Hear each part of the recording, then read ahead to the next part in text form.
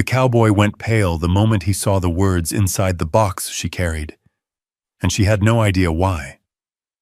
A bundle of letters spilled across the church table as voices rose around them. Dust floated through the sunlight pouring from the tall windows. Ruby's fingers tightened around the wooden box while Jake stood frozen near the back wall, his hat hanging loosely in one hand. Outside, horses stamped against the hitching rail, but inside, all she could hear was the crackle of paper and the sudden silence that followed. Then someone spoke Jake's name, and every eye in the room turned toward him. "Before we begin, tell me where you think those letters came from." The first thing people noticed about Ruby Ellis was that she never hurried, not after the accident. 3 years had passed since the wagon overturned on a narrow stretch of road west of Cedar Bluff. 3 years since she had stood beside a fresh grave beneath a lonely cottonwood tree and watched the last of the mourners ride away. Since then, life had grown smaller. Her little farm beside Cotton Creek needed tending. Chickens needed feeding. Fences needed mending. Firewood needed stacking before winter found its way down from the mountains. Most days, that was enough. Most nights, it wasn't. Those were the nights she reached for the wooden box beneath her bed. Inside were letters. Some were folded so many times the edges had softened. Others still carried traces of trail dust from distant places, each one signed the same way. J, that was all he ever used. A single letter. A stranger who somehow knew exactly what loneliness sounded like. On a cool September morning in 1886, Cedar Bluff was buzzing with fresh gossip. A cowboy had moved into the abandoned cabin near Cedar Ridge. Folks said he worked from sunrise to dark. Folks said he barely spoke. Folks said he looked like a man trying to leave something behind. Ruby listened while buying flour from Hannah Reed's store. Then she went home. An hour later, cinnamon drifted from her kitchen. By noon, a fresh apple pie sat cooling on her table. Before she could change her mind, she wrapped it in a faded cloth and started walking toward Cedar Ridge. The cabin appeared beyond a split-rail fence. Someone had already repaired the porch. A broken shutter had been rehung. Fresh axe marks showed on a stack of pine logs beside the shed. Whoever lived here worked hard. Ruby stood at the door longer than she meant to. Then she knocked. A chair scraped inside. Bootsteps crossed the floor. The door opened. The man standing there was taller than she expected. Broad shoulders, sun-browned skin. A worn denim shirt rolled to his forearms. For a second, neither spoke. Then Ruby lifted the pie. "I heard somebody moved in," she said. Seemed neighborly to bring something. The man's eyes dropped to the pie and then returned to her face. A faint smile touched one corner of his mouth. "That's mighty kind." His voice was low, steady. Something about it felt strangely familiar. "I'm Jake Turner," he said. "Ruby Ellis." He stepped aside. "Would you care for coffee?" Normally she would have refused. Instead, she found herself nodding. The cabin smelled of fresh-cut pine and wood smoke. A coffee pot rested on the stove. Tools lay neatly arranged on a workbench. Nothing fancy. Nothing wasted. Jake poured coffee into 2 tin cups. Ruby noticed the way he held the handle, the way he paused before speaking, the way his words came measured and thoughtful. A memory stirred. One of the letters. A sentence. A rhythm. Almost the same. They talked about ordinary things. The dry summer. A storm that had washed out part of the North Trail. The early frost settling in the higher elevations. Yet every few minutes one of them would glance at the other, as though trying to place a face from a dream. When Ruby finally stood to leave, afternoon sunlight stretched across the cabin floor. Jake walked her to the door. "Thank you for the pie," he said. "You're welcome." She turned, then stopped. A small knife rested on the corner of the table beside a ledger book. Its wooden handle carried carved initials. J.T. Ruby's breath caught. Not because of the knife, because the lettering looked exactly like the signature she had traced 100 times beneath candlelight. J. Her eyes lingered 1 second too long. Jake noticed. Neither of them spoke. Outside, the wind moved through the pines on Cedar Ridge. Ruby stepped off the porch and started down the trail toward home. But for the first time in nearly a year, the letters waiting beneath her bed no longer felt far away. They felt very close. And somewhere behind her, standing in the doorway of the cabin, Jake Turner watched her disappear beyond the hill and wondered why her voice sounded like someone he already knew. To be continued. 3 days passed before Ruby returned to Cedar Ridge. She told herself it was because she had extra stew left over. The truth was harder to admit. The cabin had stayed in her thoughts. The road wound through dry grass that swayed beneath a pale autumn sky. A pair of hawks circled high above the valley. Somewhere beyond the hills, cattle bells drifted faintly on the wind. Jake was outside when she arrived. He was kneeling beside a bay horse near the fence. The animal favored its front leg. "You've got trouble there," Ruby said. Jake looked up and smiled. "Looks like I do." She set down the basket she carried and crouched beside the horse. Her fingers moved carefully along the swollen joint. "Not broken," she said. "Just strained." Jake released a breath. "That's good news." Ruby mixed a simple poultice from herbs she carried in a cloth pouch. Jake watched quietly while she worked. "You always travel prepared?" he asked. "Most folks around here don't call for a doctor unless they're nearly dead." That earned a small laugh from him. The sound surprised both of them. Over the next week, small reasons kept bringing them together. Ruby patched a tear in Jake's work shirt. Jake repaired a loose board on her creek bridge. Ruby brought soup when the weather turned cold. Jake carried a sack of feed from Hannah Reed's store when he saw her wagon wheel stuck in mud outside town. Nothing important. At least that's what they told themselves. One afternoon, they stood beside Ruby's water wheel after a strong windstorm. The wooden paddles had jammed against debris carried downstream from the hills. Jake rolled up his sleeves and stepped into the shallow water. For nearly an hour, they worked side by side. Neither talked much. They didn't need to. The creek rushed around the stones. A meadowlark called somewhere across the valley. When the wheel finally began turning again, Ruby smiled before she realized she was doing it. Jake noticed. He looked away first. At Hannah Reed's store, people began noticing things too. Nothing scandalous, just small things. The cowboy who always worked alone now stopped to ask whether Ruby needed anything hauled home. The widow who usually left quickly sometimes lingered a little longer near the porch. Hannah Reed noticed everything. She said nothing. Across town, Owen Burke noticed too. The wealthy ranch owner sat outside the hotel one afternoon, watching Jake cross Main Street. "New fellow seems comfortable around Miss Ellis," he remarked. Hannah folded a receipt book closed. "He seems comfortable around everybody who treats him decent." Owen smiled. The smile never reached his eyes.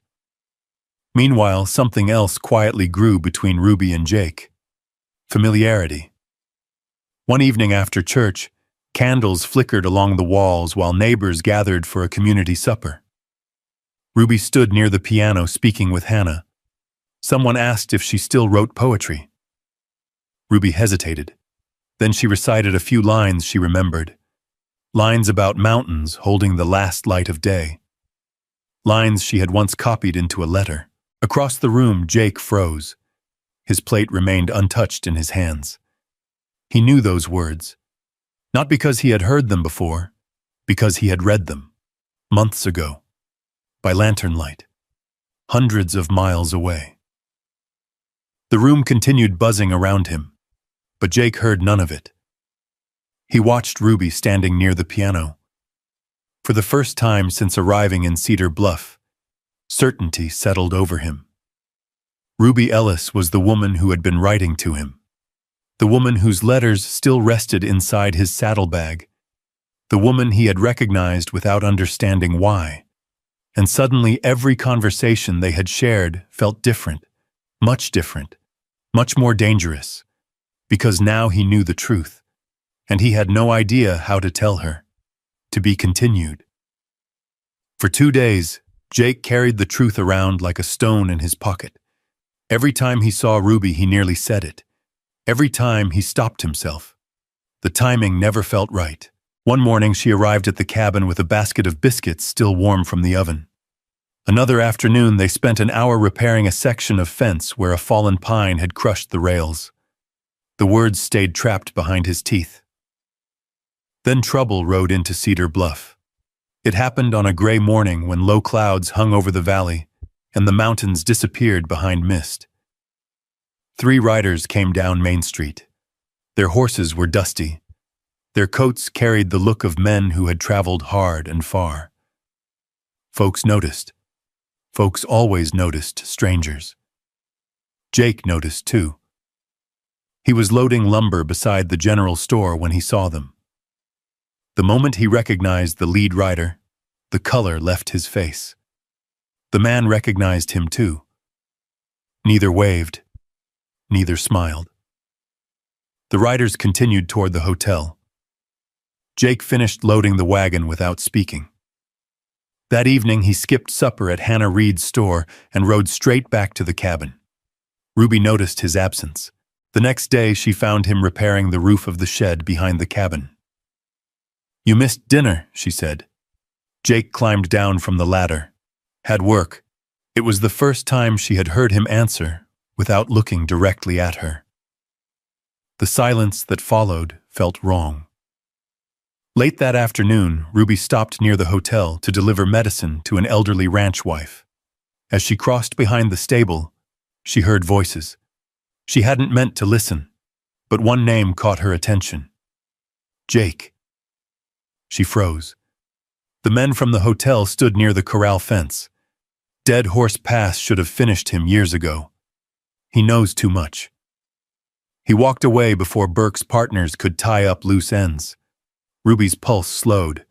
Not sped up, slowed, the way it always did when something serious entered a room. She remained hidden behind a wagon. The pieces came slowly. Dead Horse Pass, land seizures, burned grazing fields, families forced off property, men getting rich while ranchers lost everything. And Jake had been there. When she finally walked away, the sky had turned the color of cold steel. That evening she rode to the cabin. Jake was sitting on the porch with a coffee cup in his hands. He looked tired, older somehow. Ruby stopped her horse at the gate. "You were at Dead Horse Pass." Jake didn't move. For a long moment he stared into the distance. Then he nodded once. "I was." The answer landed harder because it came so easily. "You worked for them?" "I did." The wind moved through the pines. A loose shutter tapped softly against the cabin wall. Ruby climbed down from her horse. "Why didn't you tell me?" Jake looked at her. "Because there was no point hiding anymore. Because I knew this moment would come." His voice was quiet. "I knew you'd hear the name and look at me differently." Ruby folded her arms. "Then tell me the rest." So he did. Not quickly, not defensively. He told her about hauling cattle through Dead Horse Pass, about realizing too late what kind of men he worked beside, about watching one family lose their ranch after a season of pressure and debt, about leaving, walking away, never going back. "And they think I kept records," he said. "They think I know things that could hurt powerful people." Ruby listened without interrupting. When he finished, darkness had begun settling over Cedar Ridge. The first lantern glowed inside the cabin window. Then Jake took a breath.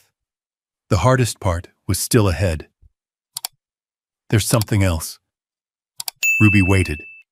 Jake looked directly at her, for the first time since they met. "I know who you are." Her brow furrowed. "What does that mean?" He swallowed, then finally said the words. "You're the woman who wrote those letters." Everything went still. The trees, the wind, the entire world. Ruby stared at him. Jake continued before courage failed him. "I knew after church." His voice cracked slightly. "When you read that poem." She didn't speak. "I've carried your letters for nearly a year." Still silence. "And I recognized you the first day you came to the cabin." Ruby's eyes widened. "The first day?" Jake nodded. "I wasn't certain at first, but after hearing you speak." The rest didn't need saying. Ruby stepped backward, not because she was afraid, because she suddenly needed space. Space to understand. Space to breathe. "You knew," she whispered. Jake lowered his eyes. "Yes." "And you didn't tell me?" "No." The hurt arrived quietly, far quieter than anger, which somehow made it worse. Jake stood. "Ruby." She shook her head. He stopped. "If you knew who I really was from the beginning," he said softly, "you might never have stepped through that cabin door." The words hung there, heavy, final. Ruby looked at him for a long moment, at the man from the letters, at the cowboy standing before her, at the stranger and the friend somehow occupying the same space. Then she turned, mounted her horse, and rode away into the gathering dark. Jake remained on the porch long after she disappeared beyond the ridge. The lantern behind him flickered softly, and for the first time in months, the cabin felt empty again. To be continued. The next morning, Ruby did not go into town. She did not ride to Cedar Ridge. She did not open the gate at the front of her property. The world beyond Cotton Creek could wait. A cold rain settled over the valley and stayed for 3 days. Water tapped softly against her kitchen window. The stove crackled. The clock on the shelf marked each quiet hour. Ruby spent most of that time alone. On the second evening, she pulled the wooden box from beneath her bed, the same box she had opened 100 times before. Only now it felt heavier. She carried it to the table and lit an oil lamp. One by one, she unfolded the letters. The earliest pages were simple. Stories about weather, long cattle drives, bad coffee brewed over campfires, a horse that refused to cross a river. Small things. Ordinary things. But as the stack grew, she began noticing something else. Consistency. The man in those letters had never pretended to be someone he wasn't. He had never claimed to be perfect. He had written about mistakes, about regret, about roads he wished he had never taken. The only thing he had hidden was his name. Ruby leaned back in her chair. Outside, rain rolled off the porch roof. Inside, the lamp flame flickered. For the first time since leaving the cabin, she wondered if she had been angry for the right reason. Jake had not lied. Not exactly. He had simply been afraid. The realization settled slowly, like snow gathering on distant peaks. Meanwhile, trouble was moving through Cedar Bluff. It arrived wearing a smile. Owen Burke began visiting ranch owners throughout the valley. He stopped by stores, the feed yard, the hotel, the church steps after Sunday service. Everywhere he went, the same story followed. Jake Turner could not be trusted. Jake Turner had brought old trouble with him. Jake Turner had enemies for a reason. The rumors spread faster than truth ever could. Then came the fire. A hay storage shed belonging to a small ranch north of town burned during the night. No one was hurt. But by sunrise, whispers had already started. Someone claimed they saw Jake riding near the property. Someone else claimed he had argued with a ranch hand weeks earlier. By noon, Sheriff Walter Briggs rode to Cedar Ridge. Jake was repairing a fence when the sheriff arrived. Several townspeople watched from a distance. No one spoke. The sheriff unfolded a paper, asked questions, took notes. Jake answered calmly. But the look on Briggs's face told him everything. People wanted someone to blame, and he was convenient. The following day, another accusation appeared. A missing horse, then damaged fencing, then another complaint. Each one pointed toward Jake. Each one arrived too neatly, too perfectly, as though someone had prepared them in advance. Hannah Reed saw it immediately. So did several ranchers who knew Owen Burke's reputation. But suspicion is easier to spread than proof. 3 days later, Ruby finally rode into town. The atmosphere felt different. Conversations stopped when she entered the store. Men glanced away. Women lowered their voices. Hannah Reed pulled her aside. "They're going after him." Ruby's stomach tightened. Hannah explained everything. The accusations, the sheriff, the coming hearing at the church. Ruby listened without speaking. Then she went home. That evening, she opened the wooden box again. This time, she wasn't searching for memories. She was searching for facts. Dates, locations, details. The lamp burned low as she worked. Letter after letter passed through her hands. Then suddenly, she stopped. Her eyes moved back to a page, a specific date, a specific place. Jake had written about sleeping beside the Yellowstone River on the exact night one of the crimes supposedly occurred. She reached for another letter, then another, and another. Each one contained details, towns, receipts, cattle contracts, weather conditions, distances traveled. Not poetry. Evidence. Real evidence. Ruby sat perfectly still. The rain had finally stopped outside. Moonlight touched the edge of the window. For several long seconds, she simply stared at the stack of letters. Then she understood. The letters Jake had written over the past year did more than tell his story. They proved where he had been. Every mile. Every week. Every month. A slow breath escaped her. The same letters that had carried two lonely people toward each other might now be the only thing standing between Jake and ruin. Ruby carefully gathered every page, tied them together with ribbon, and for the first time since she rode away from the cabin, she knew exactly what she had to do. To be continued. The church bell rang twice on a cold Thursday morning. By 9 o'clock, most of Cedar Bluff had gathered inside the white wooden church at the center of town. Ranchers stood near the back wall. Store owners filled the middle rows. Farmers and hired hands crowded the aisles. Everyone had come to hear what would happen to Jake Turner. Sheriff Walter Briggs sat near the front with a stack of papers beside him. Jake stood alone near one of the windows. His hat rested in his hands. The sunlight falling through the glass caught the dust floating in the room. He looked tired, like a man who had spent too many nights preparing for bad news. Across the room sat Owen Burke, well-dressed, relaxed, confident.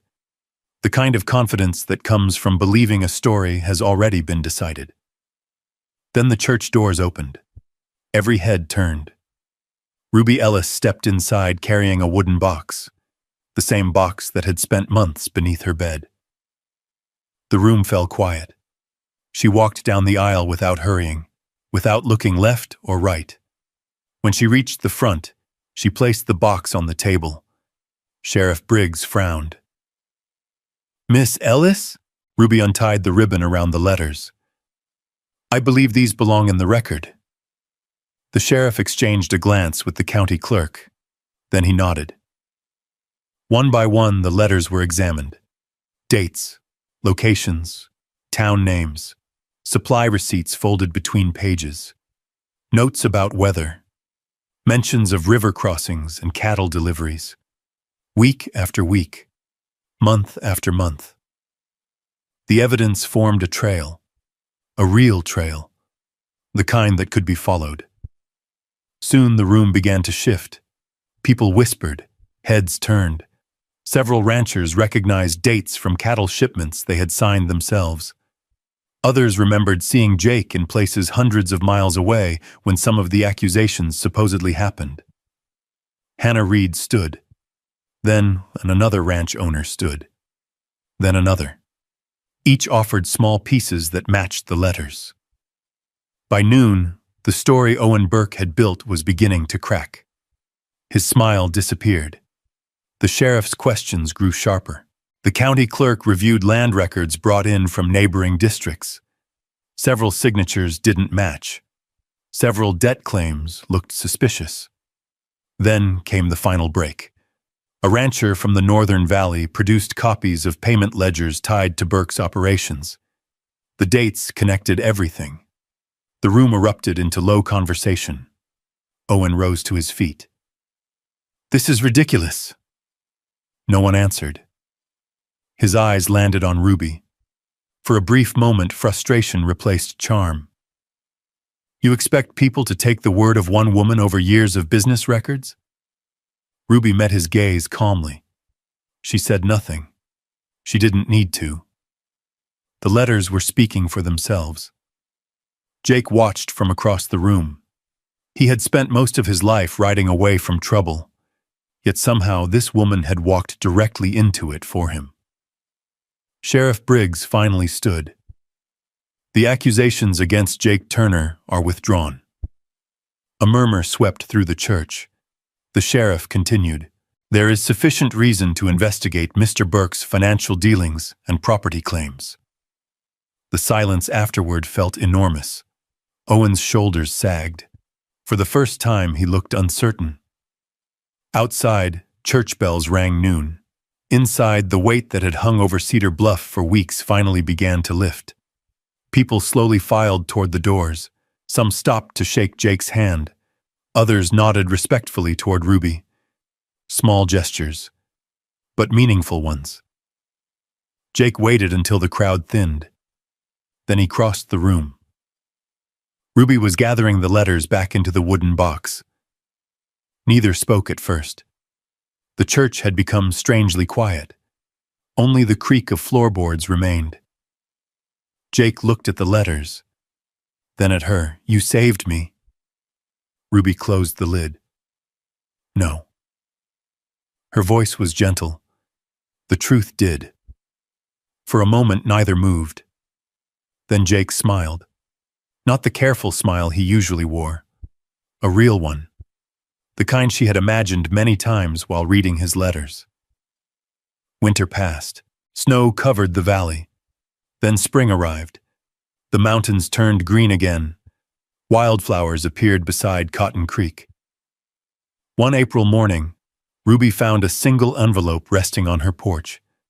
No return address. No explanation. She already knew who had sent it. Inside was one sentence. "For the first time in my life, I don't need to write to find you." Ruby read it twice. Then she stepped outside. A horse stood beyond the gate. Jake Turner waited beside it. The morning breeze moved through the grass. In his hand was a small velvet box, worn smooth with age. "My mother's ring," he said. No speech followed. No grand promises. No crowd gathered to watch.